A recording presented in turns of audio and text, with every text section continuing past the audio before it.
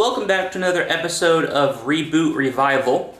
Today we're going to be taking a look at this thing that I got from the recycling center. This is most of a gaming PC. So I saw this and it caught my eye, but I wanted to disassemble it and take a look at it because I'm quite interested in this case. Now, I got this from the recycler for I think 20 bucks total because there's not much in this of value really, but I still thought it was pretty cool and wanted to take a look at it. So I guess the first thing to mention is the case itself. So this is an NZXT case. I'm actually not quite sure the model of case. I'll have to look it up later and I'll throw something on the screen if I find it, the model number. But it's an NZXT case, which is pretty nice. One of the things is it's an earlier model of NZXT case and they have that kind of minimalist design, you know? So the front panel is not vented, but it does have these little slits at the bottom here. So it does allow your fans to get some air. It pulls it through. You also have it at the top here, see? See how it's just kind of like an indent, and so you have a pathway for your air to come in. It just comes in, instead of a mesh, it comes in from the top and the bottom. So that's pretty cool. The problem is, whoever owned this was probably a tempered glass panel. Whoever had it either shattered it or took it out. My suspicion is that they took it out because this Cooler Master cooler is too tall and it doesn't have clearance for the glass. It is quite tall, so that is my supposition. Now, I want to restore that and fix it, so I ended up, it looks kind of bad, but I cut a piece of plexiglass, so it's not tempered glass. I wasn't going to order a brand new tempered glass panel, but I cut this piece of plexiglass that I'm going to put back onto that case, and it should be good as new. So I'm very excited for that. But until then, let's look at the rest of this gaming PC, or what was a gaming PC. We have a SATA connector. So starting off with the graphics card, this was just kind of dangling, so I just took it out and set it on the bottom. This is, I've never heard of Pallets. They make graphics cards, or I guess they did once upon a time. The label is torn off, but I looked at some Google images.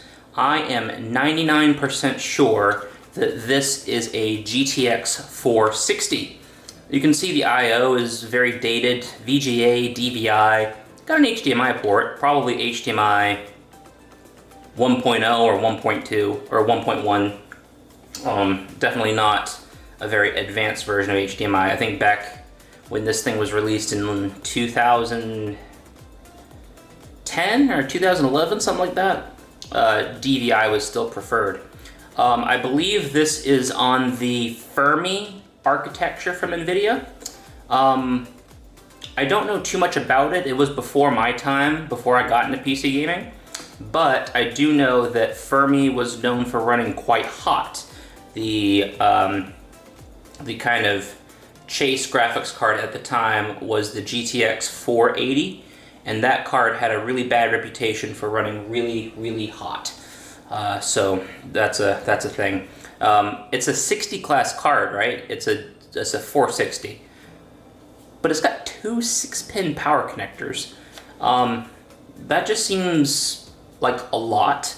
I guess you could do an 8-pin instead. I believe two 6-pins, I believe, gives you the same amount of 12-volt lines as one 8-pin. Don't quote me on that, but I believe that's the case. It's just a weird configuration. So you gotta get both PCI Express. It feels like it would just be easier to do an 8-pin. I don't know why they didn't, but whatever. But maybe that contributes to the higher power draw and the heat that this architecture was infamous for. But I haven't tested it to see if it works, but maybe that's something we should do. So, but it's cool to have. I mean, you know, I don't know what I could really do with this today, but we'll see. You never know, right? So we'll just set that there. Let's see. This fan is unplugged. I guess what I can do is take out this motherboard and see what CPU's in there. I mean, why not? A lot of these screws, whoever built this PC, I don't think was really good at building computers because, number one, they had to take the side panel off, the glass off, and also almost all of these screws are stripped to hell. So, yeah, I question who built this thing because they did not do a very good job at it.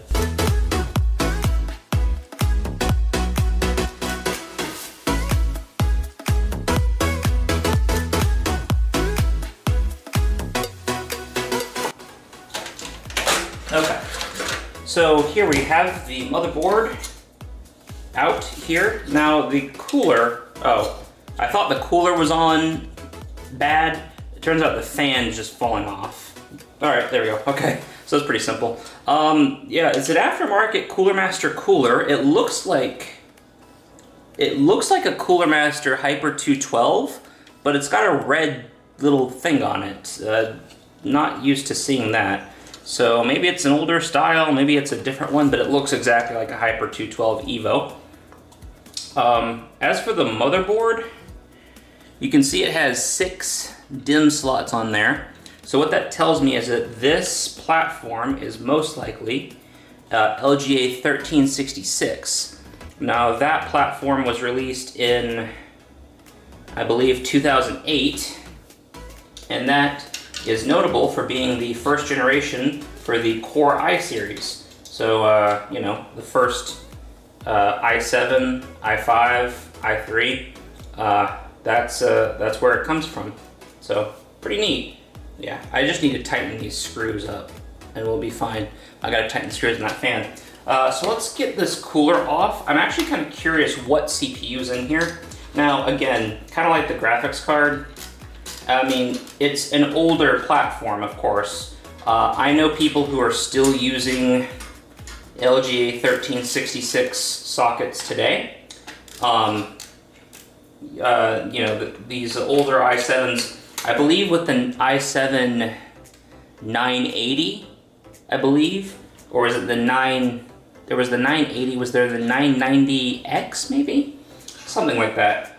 You actually could get 6 cores on a consumer desktop back then. It was expensive. You were going to pay out the butt for it, but you could get it. So the core count and the clock speeds, you know, they're still usable today for very, very, very low tier gaming, but it's definitely a thing people do. But that generation lasted for a long time. The problem is that nowadays it's not a very good platform to invest in because a lot of games that I have encountered use instructions that are not included in these older CPU's instruction sets. I believe I was playing, what was it? It was Phantasy Star Online 2, and then they needed, I think it was AVX, Advanced Vector Extensions. I think they needed AVX like 2.0 or something like that, and it wouldn't work because it's not because the CPU can't run the game. The CPU fits the spec. It's simply that the CPU just does not have advanced vector extensions in its instruction set, so it can't do anything. It just can't. You can emulate it, but the performance is questionable, and that's being generous. Okay, so this is kind of weird. So this motherboard has this black backplate and then these like 4 standoffs. So I guess that's how this cooler, damn it. Let's see what the mystery CPU is. I can't see it. Damn thermal paste. Oh. The CPU's upside down. Oh, here we go. i7-920. So there you go, i7-920. That is a quad-core CPU with hyperthreading. Honestly, for a budget gaming platform, not bad. Definitely, back in the day, you would have killed to have this thing. This would have been great. Nowadays, it's definitely shown its age, and unless you're doing very, very low-tier gaming and playing older games, not a lot of use for this thing. I believe this generation of Intel chips also had problems with their thermals. I think these also ran pretty hot, which is a shame. You can see they have a big cooler in the middle because the memory controller was on the south bridge. Or no, excuse me, this is the south bridge. The north bridge was where the memory controller was, but it wasn't on the CPU itself. They still had to have a separate one. And that's why you need a big CPU or a big cooler on your north bridge, is because it was handling 6 sticks of memory. This is very clearly a, I can't see the branding on it. It doesn't have a name, but I would be shocked if this was not just pulled out of a Dell workstation of some kind. I'm pretty sure it's a Dell, some kind of a standard Dell Office PC motherboard of some kind. I would have to imagine. Pretty cool. It's a Dell, but it still has a standard 24-pin ATX connector, 8-pin for your CPU. That's a standard motherboard. There was no I/O shield in here, so I'm assuming this Dell case has the I/O shield built onto it, and so they couldn't bring it over when they put it in the new case. So there you go. So i7-920. This will probably, I don't know, there's just not much use for it. I mean, I guess if I ever encounter a motherboard I need to test, I can keep the CPU, but other than that, this is worth as much as garbage. So I'll pull the back plate off for our CPU cooler. I'll do that later. So let me wash my hands because they have thermal paste on them, and then we'll take a look at this case a little bit more. All right, so let's go back to looking a little bit more at this case. We'll take off the back panel and see what we're working with here. Okay, there we go. All right, that is a honking back panel. I can tell this is an older case. They don't make the new ones this sturdy anymore. That is a durable side panel, man. That feels like steel. I can't bend that either. That is not flimsy at all. This is a good case. For 20 bucks, I'm not mad at it. All right. So here we go. You can see that still from the factory, the USB 3.0 is still intact. They never needed it because that motherboard's nowhere near new enough for USB 3.0 connectivity. There's not much here. I was gonna see if they included any kind of SSD, another SATA cable. It doesn't look like there was any storage left in the machine. Your fan cables and your, what is this Molex going towards? It's 2-pin Molex. I think this is for powering several of your fans, I would assume. Nowadays we just have motherboards for that, but one of these Molex pins popped out. Okay. Yeah, that's sketchy. Maybe don't use those. Okay. So, big jumble of wires for your fans, I suppose, and your front panel. USB headers. So this is your whole front panel and your front fan, and then your USB 3.0. So that leaves us with the bottom. It looks like at one point it's got a caddy for hard drives, 2 hard drives. The sleds are not in there, so whoever this was took off with the sleds. that's fine. I mean, with a modern computer, you probably don't need it, but it's nice to have the option. If you wanted to repurpose this as like a NAS box later on, you can do that, but that's not really an option we have anymore. I should also mention something about these fans in here. It's got one fan in the back for your exhaust, and then one in the front that's for your intake. Oh. Yeah. Exhaust and intake. Okay. I was skeptical if the person who built this, I don't think they had them in the proper orientation. Anyway, they are Corsair fans. I don't know if that's correct or not.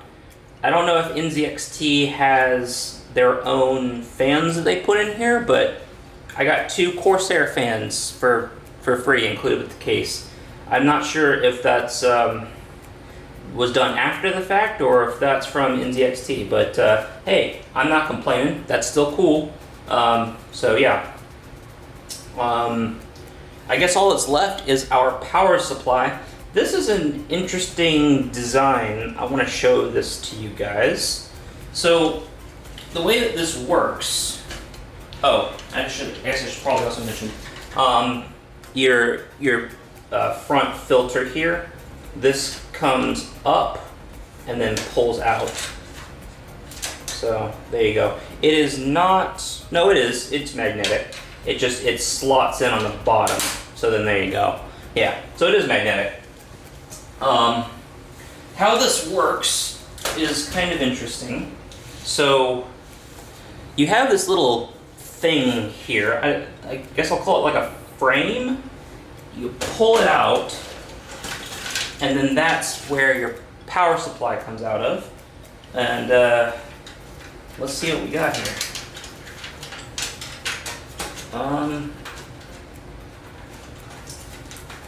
Just gotta feed it through the hole. Okay. Oh, all right, there we go. So, yeah, I've seen this before. I've seen this mechanism before. I don't know what the benefit is. Why do you want to do this instead of just like putting it in from the side? Is there a benefit? I don't know. Screwing this thing on there seems like a waste of time, but I don't know. Maybe I'm just being too critical. It's neat. It's a neat design. It lets you slot it in from the back. I just don't know what the benefit would be, but whatever. To each his own. And then from there, you just have the 4 thumb screws that will go onto the back of the case. So I guess the thumb screws let you take this out toollessly, I suppose. If that's like a thing that you want to do, I don't know. Anyway, this is actually kind of neat. It's a modular power supply unit. Check that out. Not all the cables are included, but some of them are. That's pretty cool. Now, as for the power supply, it's called Renter. You can see. Will it focus? Okay, yeah, Renter power supply. It's a 750 watt unit, but I have never heard of Renter in my life before.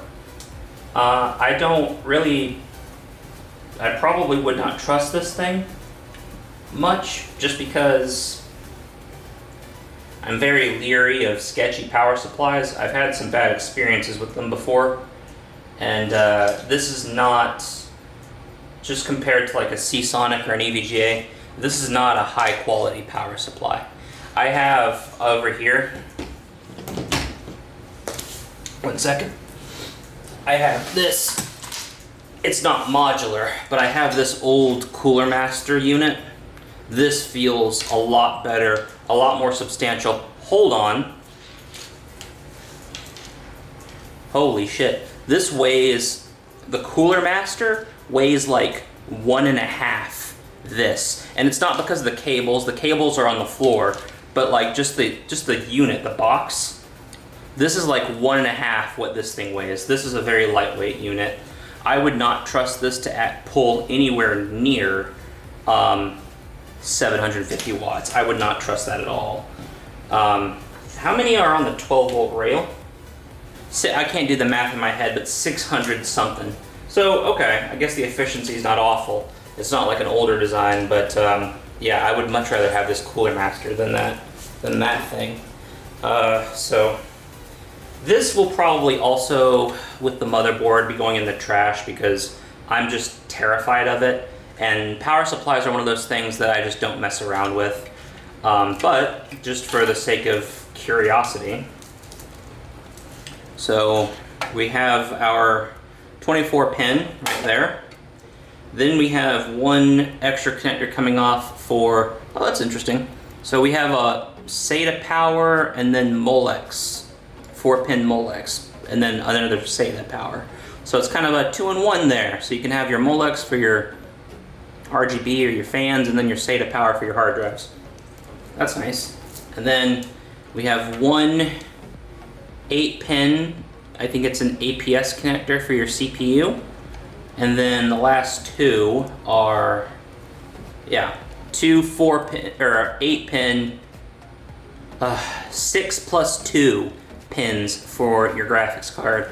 So it looks like the guy basically just had the cables for his motherboard, his CPU, and his graphics card, and maybe a SATA SSD, I guess. Like, you could do one SATA SSD, and that's it. No other cables, which is nice. I mean, look, like, that's not a lot of cable at all. That's very manageable for your cable management.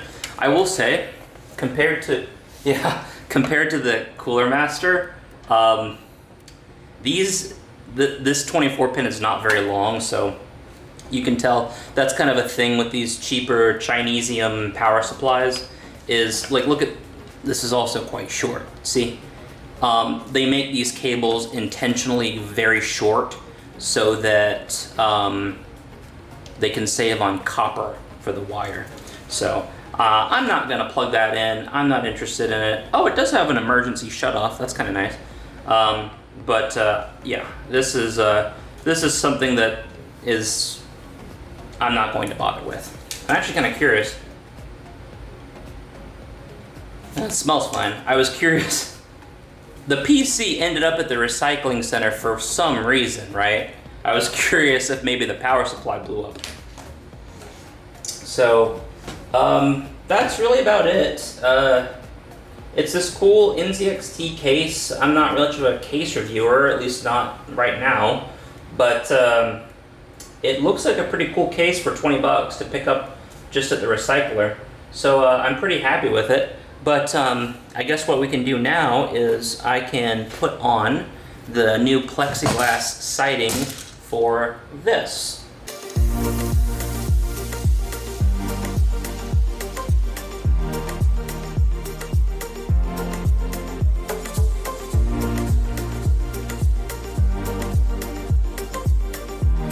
There you go.